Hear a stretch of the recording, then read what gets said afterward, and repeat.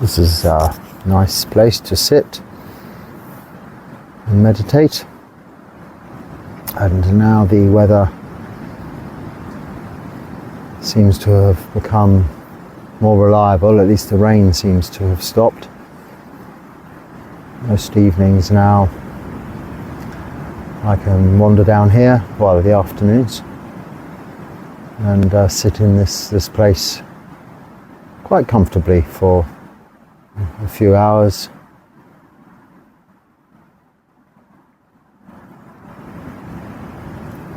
And enjoy some time for meditation. Well, of course, we don't need a place necessarily like this. In fact, the security of our own homes in worldly life is often more practical. You know that somebody isn't going to walk through your living room, whereas somebody can just walk through here. They don't very often, but they can.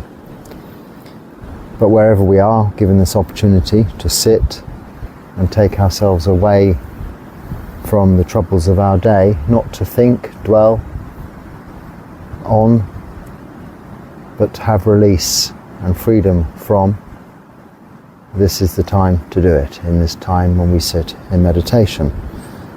So I think that brings me to the first complicated question. I say first complicated question. I think it's a complicated question because it's long, but I haven't. Let me read. I am 22 and I also want to become a monk. I really can't fit in this society, the material life, relationships, bondages. Me really bad, sometime I suffocate being alive. Please guide me. I'm from Delhi. I want to join monastery.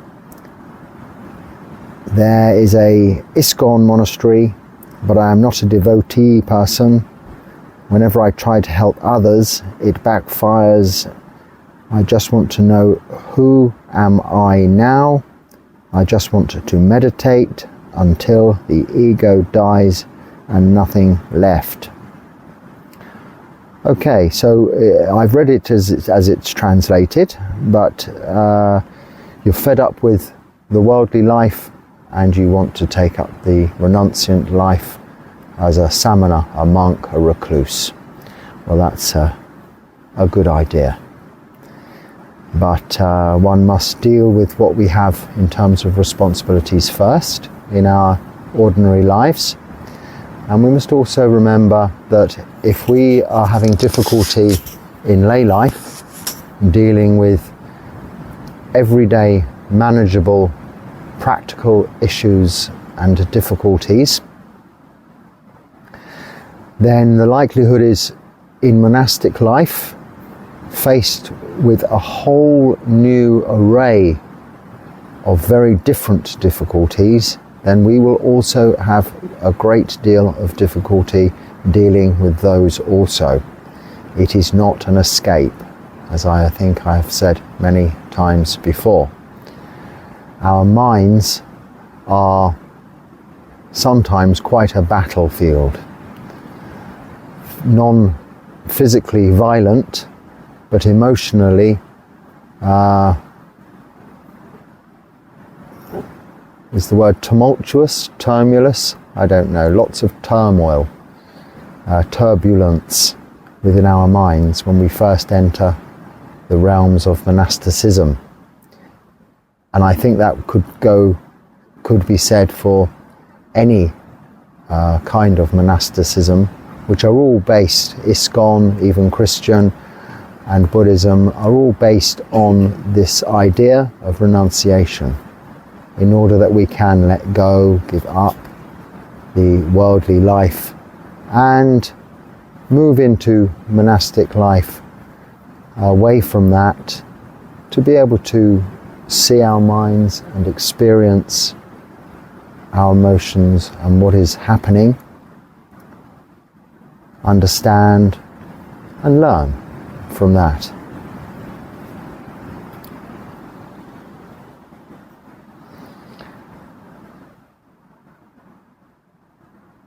We integrate this practice in our lay lives by the practice of Sila Samadhi Panya, which in many of these videos, so I'm addressing the subscriber who sent this question in now.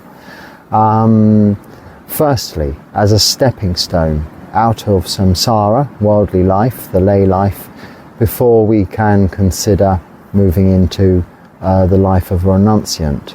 However, that's not to say you can't take some time to maybe go and explore these options by visiting monasteries, staying for 1 or a couple of days, 1 or 2 or 3 days or longer. You could spend, if you don't have the, if you can't do that, you can spend, visit on your day off, visit some monasteries, talk to some monks. Now, if you're in Delhi, I know there are places outside of Delhi, but I don't know particularly of anything that can Google Buddhist organizations. I can only talk to you of that. As far as ISKCON and other things, I can't help you with that. But what you can do is simply take the Noble Eightfold Path, the Buddha's teachings, into your daily activities and into your practice by keeping sila, keeping just 5 precepts, no killing, stealing, sexual misconduct, lying or any intoxicants, by practicing meditation, and this way developing wisdom and perhaps a more clear view of what is going on in this difficult world that you're surrounded by currently. And when you can see it in its reality, in all of its impermanence, and see that there is suffering, but it isn't necessarily your current circumstances that are the main cause of suffering, they are just the causes and conditions that you are in. A lot of the suffering is your reaction to what is going on around you. And through this practice of keeping the moral precepts, of practicing meditation, you will develop a more equanimous attitude, a less reactive attitude to what is going on around you, and therefore be less affected directly. You're not expected to go out and change the world.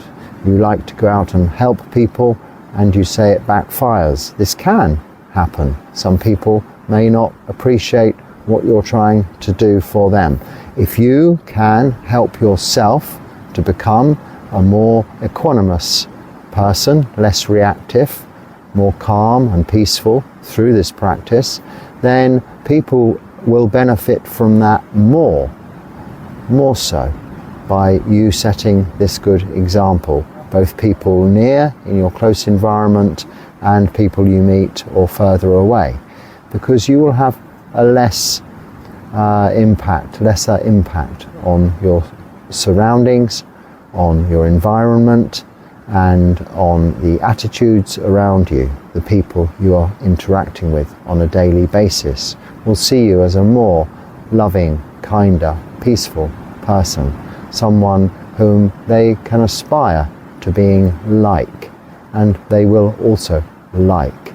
Now this is part of the development of the practice of developing the 4 Brahma Viharas of metta, loving kindness, karuna, compassion, mudita, joy for other people's successes, and equanimity, in the Pali word we call upekkha.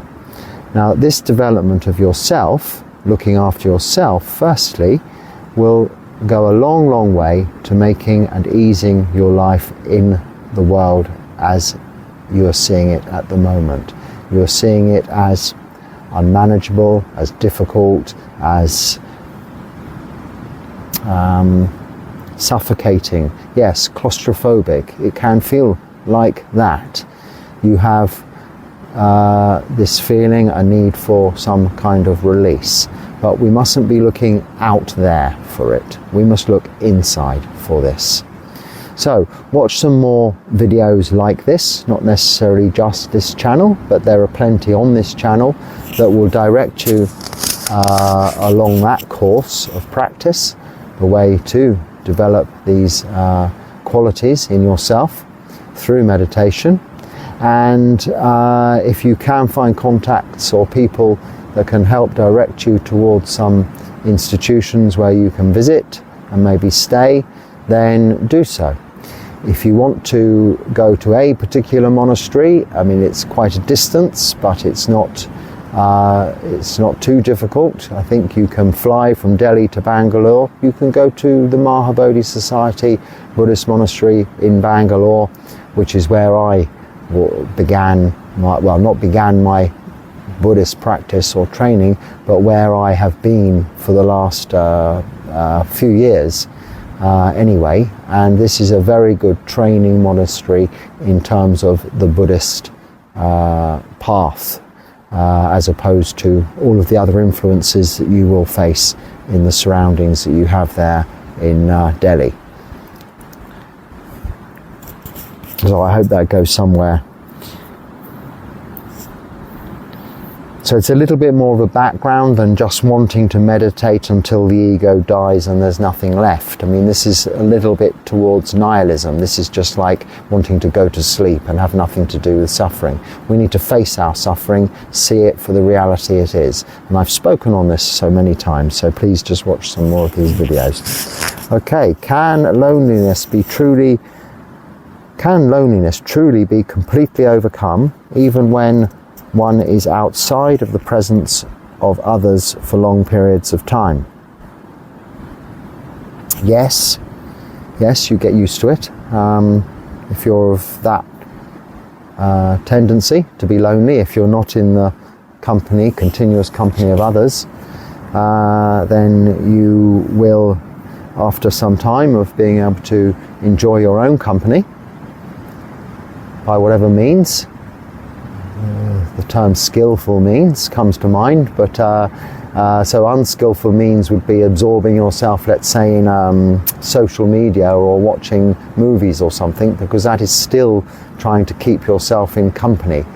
But skillful means would be learning to enjoy the qualities of just solitude, of peace and calm, and allowing the body to settle in order that it becomes relaxed, the mind to settle in order that it becomes calm.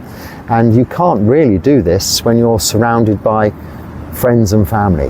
When you're alone, this is a great opportunity to practice that, developing these stages of samadhi, which cannot really be improved upon through any form, however delicious a way we go about trying to satisfy our insatiable desires.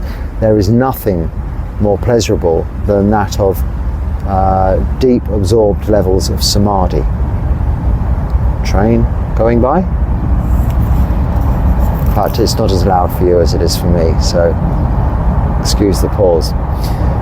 So use the opportunity, and with time, slowly, yes, for long periods of time, this is the aim, you will be used to your own company. And loneliness is just another form of aversion. When I say just, it is a very powerful emotion. It's a very difficult emotion. I'm not diminishing it at all, meaning to. It is serious. It can be quite painful for some, but with a little time, not too long, and concentrating on your own company with yourself, you will find that it isn't insurmountable. It will become, the emotion will, like any of these aversions, it's only that we have this overwhelming emotion of loneliness. What actually is it? It is the desire not to be alone. But how quickly is it that, say, you're in the company of someone that maybe you don't get on or you don't like? How quickly is it that you have the same feeling, aversion to being in their company? Quite the opposite, but it's still aversion. It's not wanting something you have or wanting something you don't have. And mostly we cannot pick and choose. So we learn to see how we react, and again, with this practice of the Buddhist Noble Eightfold Path, develop equanimity in order to be free from the additional suffering of that reaction, become less reactive to being alone. And then that allows us time to settle into the situation and in fact learn to enjoy the solitude.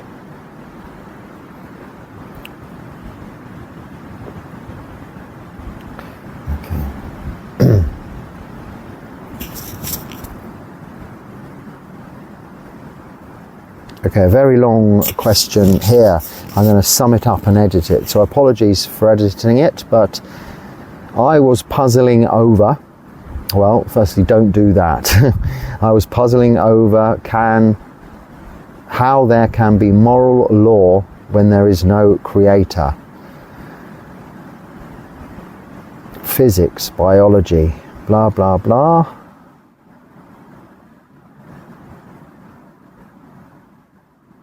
Luck, ill health, blah, blah, blah.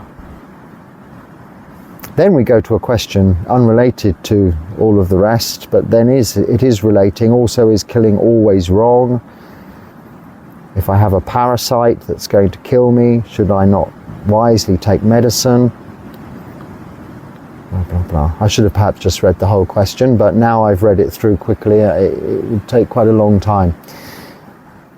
Again, not happy with suffering, but this is what we have to come to understand. It's the Four Noble Truths. There is suffering, there is a cause of suffering, the path leading to the suffering.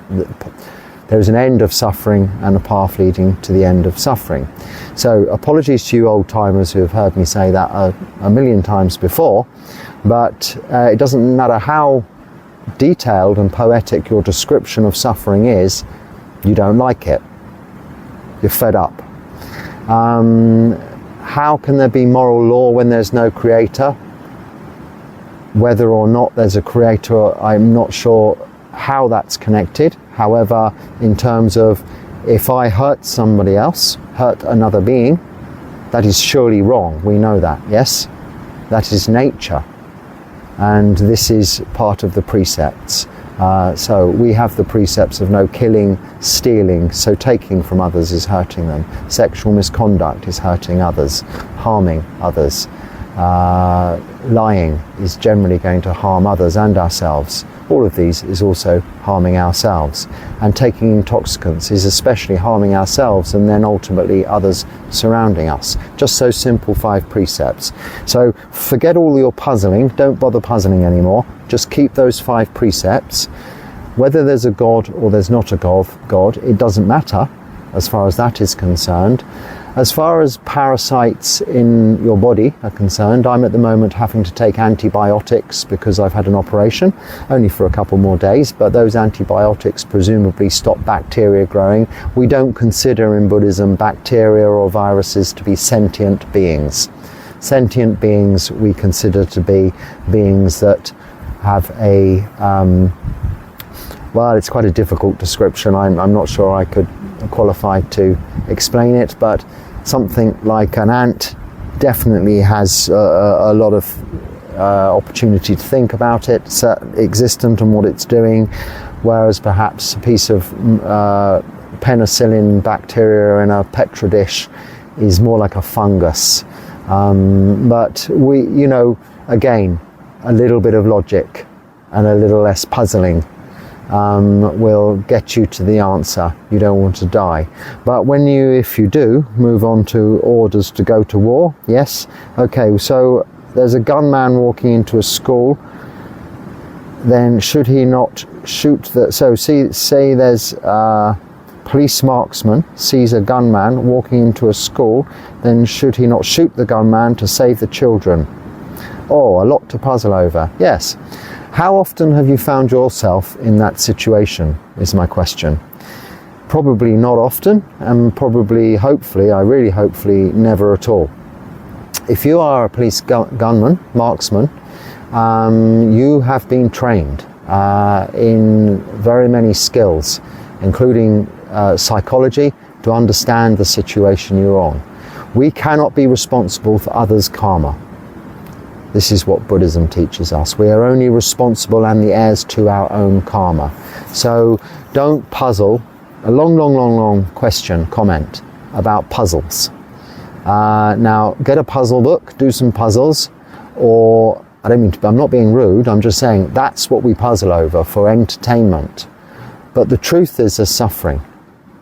And the cause of suffering is to not have that suffering. There is an end of suffering, but it isn't looking at all of the possible things that could happen when there is already so much happening already.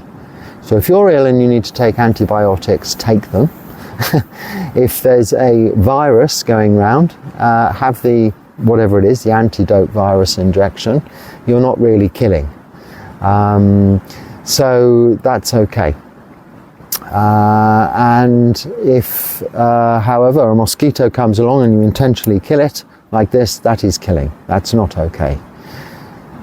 If you're in that very difficult situation, or you're called to war, in the case of war, I suppose there are some options. You could run away, hide. Most positions are as a result of the causes and conditions we place ourselves in the first place. If I take your question literally, and I know you don't mean it that way, then don't become a police marksman if you don't want to kill. Holding a gun that is loaded is for the purpose of killing. Don't do it. It's breaking the first precept for whatever reason. And you have the option not to choose that as your career, if I take that question literally to answer it. But I do understand you don't mean it literally. You mean, what if that situation was to arise? It's a big what if, and it doesn't arise very often. Unfortunately, this has usually happened long before, or even minutes, or only takes seconds before the marksman has arrived at the scene. So it's a bit of a hypothetical scenario among the others you've mentioned. So today I'm really trying not to ignore the questions I don't want to answer, because I don't want to sound patronizing, rude, facetious, belittling. This is not my intention at all. I'm just trying to take all of the procrastination, we call it papancha, the overthinking, out of the idea. The simple idea is we don't want to do any harm. Now, we can go around our daily lives without doing any harm if we make the causes and conditions for it to be so, and never face these situations. My previous life, I was in some pretty hairy situations, and now I'm not, because I've started the practice and created the causes and conditions for me not to be in those pretty hairy situations anymore. So we can all do this. A simple question. Sue, or so, lots of O's anyway, I don't know how you say that. How many psychedelics have you experimented with? None that I know of. Dear Bhante, is there a downloadable PDF available that goes along with the chants? Yes. Well, I'll qualify that by saying, although I don't really go from the chanting book, if you Google what, W-A-T, MARP, M-A-R-P, Jan, J-A-N, what MARP Jan chanting book, just Google that. It will come up with a downloadable PDF of the usual Buddhist chanting for the morning and evening in the Thai style, but that's also used in the West where I come from, so the style I'm used to, and it is where my chanting comes from as in an extract form. I have a limited amount of time for the morning puja and chanting in order for it to be live for you on YouTube, and in order for me to get on with my day and it not to take up my meditation time in the morning. So to get it all into half an hour, I extract the important bits. It's all important, but a lot of it's reflections, which I can do later on alone. But it's from there. So in answer to your question, yes there is. I've sent you the link, so thank you for asking. And for anybody else that can't remember what Mark Jan chanting book, then I can send them the link also, no problem. They're all in, everything I chant is in there. There may be some exceptions because I also take from, I'm coming from 3 or 4 different chanting books, because chanting in India, in Thailand and in Sri Lanka is different. So I take the relevant parts from the relevant passages in those books. This is what I use. So you can just see where I'm coming from on that. And in the next question, what is involved in becoming a Buddhist? I understand about taking refuge in the Triple Gem, but do you need to go to the temple and participate in ceremony, or can I just decide on my own that I am now a Buddhist? Yes, I think you can. Yes, you can just decide that you are a Buddhist if you wish to. I don't think I've ever decided, oh, I'm a Buddhist. But what it is I've done is decided to take upon myself the practice of the teachings of the Buddha, practicing Buddhism. Now we do have, there are official ways. You take refuge in the Triple Gem, as you say, and that is one very good way of reminding ourselves of the teacher, the teachings, and the Sangha, the Buddha Dharma Sangha, when we take refuge. And you can do that formally, but you don't need to go to a temple. No, I'm trying to see in the question if it's any indication as to where you are. So really it's very simple. It's about keeping the precepts, and I think I've said this already in this talk and in many others, keeping the precepts, practicing meditation and developing wisdom. And if you watch videos or talks like this and other channels with regards to Buddhism, you will soon find perhaps a niche, an area of Buddhism that's comfortable to you, a tradition that's comfortable to you.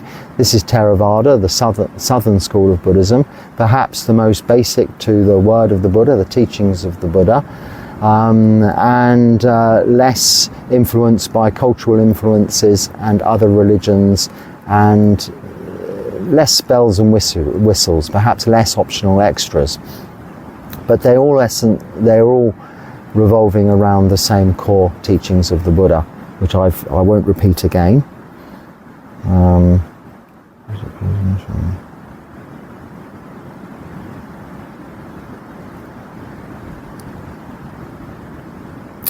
Oh, I don't like this. It starts with, hello Bhante, complex question for you. That's one way to get me to skip through. I've noticed you connecting Christianity with the Buddha's teaching to some extent. Would you say that the Christian heaven refers to the first jhana, heavenly Brahma realm, however, with the view that existence is such a realm, with the view that existence in such a realm is permanent? Question mark. Well, just no. Question mark, but I'm not sure what the question is. Would you say that Christian heaven refers to the first jhana? No. Stroke heavenly Brahma realm?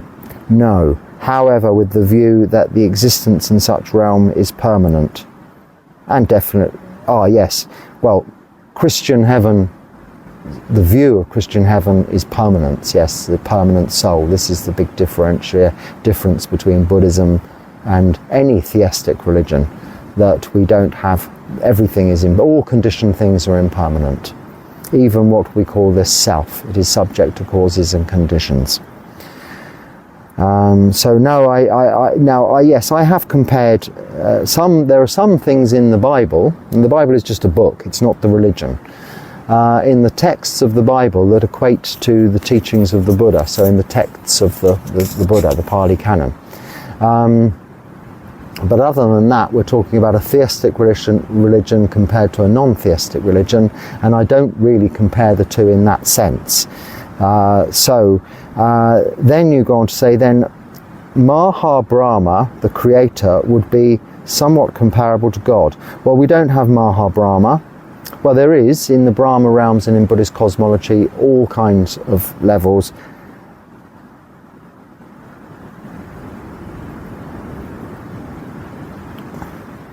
Their full descriptions seem to match piti and sukha, even compared with people's near-death experiences. Way too much of bringing cross-references of all of the different YouTube videos or books someone might have read there. I'm not sure really the question is getting to the point of being happy. So let's not try and compare all of those different things to this practice. To do so, you'd need to be spending equal time practicing those different religions or different ideas, in which case you're not concentrating in one direction all of your efforts. So this is not practicing the Noble Eightfold Path. As in the sixth element of the Noble Eightfold Paths, Sama Virya, right effort, and that is attributed to trying to extinguish the 5 hindrances of sensual desire, so greed and hatred, aversion, laziness, agitation, restlessness and worry, and doubt. Now those 5 hindrances are summed up in this question, all of them. This is the practice of Buddhism, to see those clearly, see where they're coming from the root cause of desire, desire for something we want that we don't have, in this case knowledge, answers to, reasonable questions. If you want to spend your life trying to answer questions about God and philosophy that cannot be proven and cannot be experienced whilst you're still alive for yourself, you're clearly a Buddhist, but you're being distracted a little by these other things. So stop trying to compare it. Listen to the word of the Buddha as it is in the suttas. That's Theravada Buddhism anyway. And it's very, very simple in that respect, because he teaches so very clearly the path out of suffering in this lifetime. And this is what we should be paying attention to. So once again, I am choosing to read questions today that I normally have pushed aside for a little while, because it's difficult to say to some people or to someone or even to myself, stop thinking about it, it's irrelevant. Because I have to say this to myself also, like this. Sometimes animals become infested with fleas, blah blah blah.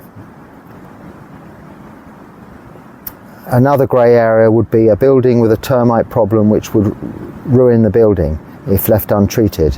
I can imagine if the monastery had termites that nature would be left to run its course, or would it? Now that's a good end to your question. Yes, it would be left to run its course. There are many kutis in the forests that have termite mounds in the middle of them. My kuti in Thailand was being eaten by termites around me. And just build another one next door, or people build one for you. We don't get too worried about these material things. Now, this animal, fleas, lots of fleas. Well, there are plenty also of animals running around in the wild here, covered in fleas, that survive. Maybe there are some that don't. I think they maybe die of other things, but domestically kept animals, it's probably a whole different area, but I'm not really so familiar with that, the way that works. So, but certainly something like fleas is not a life-threatening problem to the dogs and cats I've seen wandering around here, both domestic and feral cats. They get fleas, and eventually, I don't know, the rain washes them off or something. So, would allow a great deal of suffering to the animal to not do something about it, or paralysis of ticks, which often kill the animals. yes, I mean, this is nature, this is suffering. Again, we understand suffering, and we don't try and resolve suffering by going around killing things. By doing that, by breaking the precepts, you're not only causing extra suffering to yourself, but you're, of course, the flea even wants to live. It is a sentient being. It'll hop off and find another dog or cat soon, or they will. An extreme example. I'm not saying these extreme examples don't happen, they do. This is samsara. This is perhaps why we take upon ourselves this practice to create causes and conditions around us that aren't places where these extreme circumstances can occur, or are less likely to. What tradition of Buddhism do you practice? What path did you take to end up with your current practice? So if you search English Buddhist monk, how to become a Buddhist monk, and English Buddhist monk, why I am a Buddhist monk, full and in-depth explanation is there.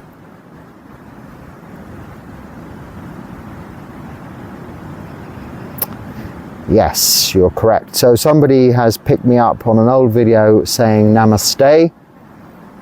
If you go to the earlier videos in India, I would say namaste, namo buddhaya. Namo buddhaya is okay, namaste is not okay, because it means I bow to you.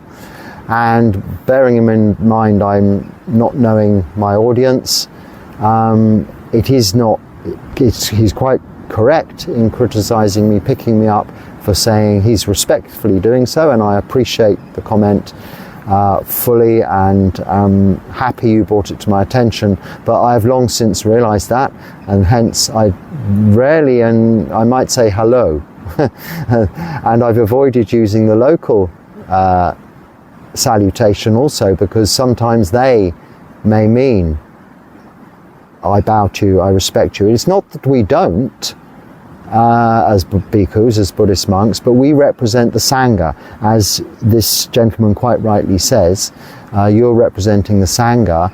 You shouldn't be, he translates it slightly differently, but you shouldn't be bowing to anybody. I mean, it's quite, in fact, totally wrong. And it's very easy to accidentally, as a Westerner, as a new monk, when you go to Thailand, to say, because in Thailand, the greeting is Sawadee Krap like this. It's Anjali, they hold their hands. So it's very easy to respond in this way, as is Namaste in India.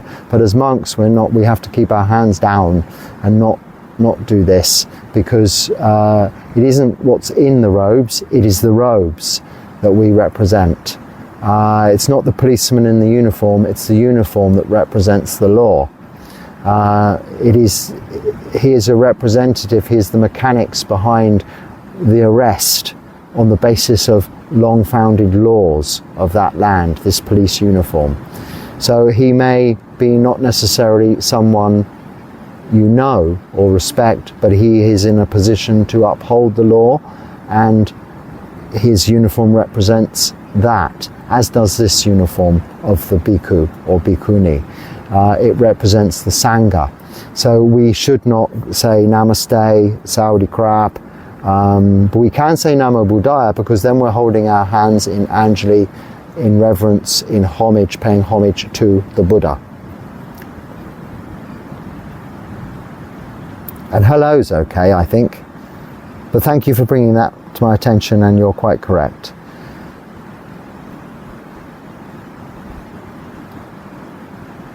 So, I am a 28-year-old woman and really want to be celibate. I always feel an attraction for it and feel empowered by hearing about the celibate lifestyle and how it changes your heart and mind to a higher state. However, I do feel a strong need for companionship, not sexually, but emotionally. So I don't really know what to choose or what to do. That's a nice, good question. Practice related, sila related. What to do? We build a new relationships we call kalyana mita, noble friends, beautiful friendships it's called. These are other friends on this same path of Buddhist practice, sila, samadhi, panya, following the Noble Eightfold Path. Now, there are organizations, again, I'm not sure where you are, but there are Buddhist organizations where you can meet up. There are online groups where people can meet up or talk, where really you're building friendships with very much far away from our usual and habitual way of building up friendships, which have, from our upbringing, certainly I would say probably everywhere, are orientated to establishing other kinds of relationships that go on to, getting together and marriage and procreation of the human race. Now, when we decide to become celibate and we renounce that, this is another form of renunciation, as of course monks and nuns are doing, then we've taken that conscious decision not to have that part of relationships in our lives. And one can also do that in lay life, but it is more difficult because you're not so well protected by the Vinaya as when you're living the life of a monk or a nun, which is partly why monks and nuns are, why we have these monasteries, these communities of monks and nuns, or monks living on their alone, but in accordance with the Vinaya. So this, as a layperson, is a little bit more difficult to do, but the one way in how to do it is you might need to adjust a little your circle of friends or your habitual tendencies as to where you go to meet friends, finding them from Buddhist circles, people with a similar idea. And that way you will certainly find that you will slowly be able to find a more perhaps peaceful way of living without all of that conflict in your own mind as to ongoing or forthcoming relationships. And if you wish, you don't say you're particularly averse to it, you're young, go and stay in a monastery with some nuns. If you're No, you don't say if you're in the UK, there is a newly opening place for nuns to go and stay soon.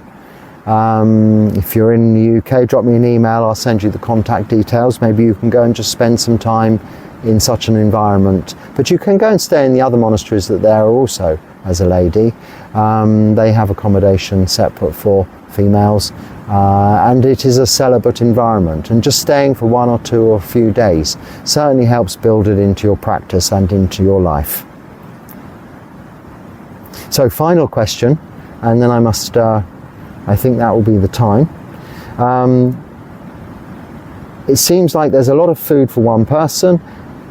Is all of this food for one meal a day?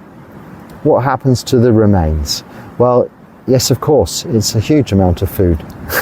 And even probably sometimes from one household, it's more than I can eat in one day. So the surplus is distributed around the locality, the village, and people that can use the food, need the food.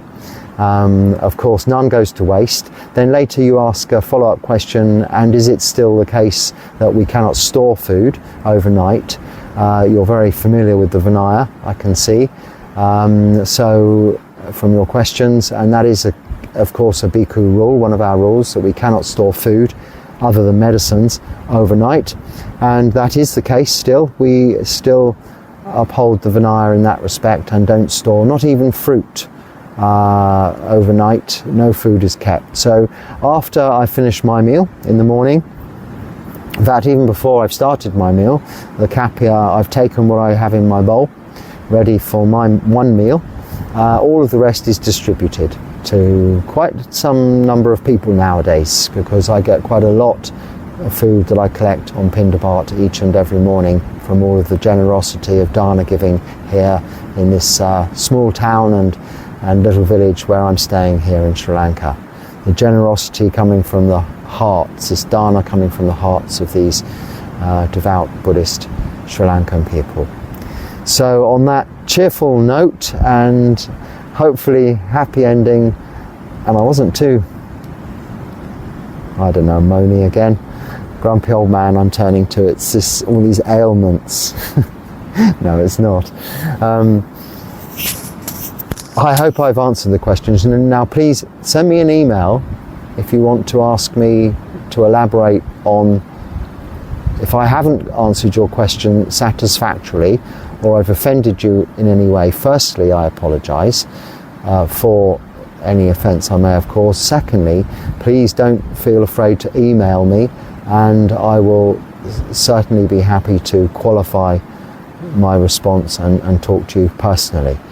But if you put it in addition to the existing question in comments and form a thread, a string, I will not see it. There are far too many for me to go down each comment to see all of the replies to each comment. I can only see each comment as it arrives. So please, I hope that's now, I think that is understood. The conversations you have amongst yourselves is wonderful. That is Kalyanamitta. As long as they're not arguments, and I'm sure they're not, then it's great. That's if that's what this format that format develops into, that's not my realm. My part is just this piece, speaking, replying to your emails directly and personally, and answering your questions and talking about your comments here just as best as I can from the experience I have. And I hope that it's useful. There is something there that you can use, and if not, just let it go. And thank you for watching. Until next time, be happy and stay well.